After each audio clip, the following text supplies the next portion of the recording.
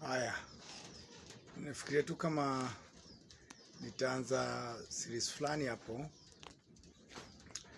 Jina langu ni Teto Oletutuma.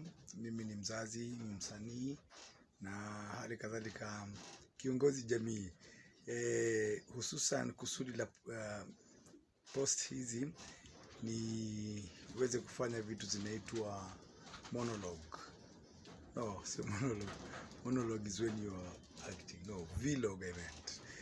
So yeah, what do I meant to say? Can we really talk about life? Nimejaribu kufanya podcast fulani na roho nye ilipara gubogen de orobar bogen no murwa gwineti wala jogiru gwa siasa nere korayo wala miyude. Yani nataka tu kusema aje, tunaweza piga story vlogs wanaita na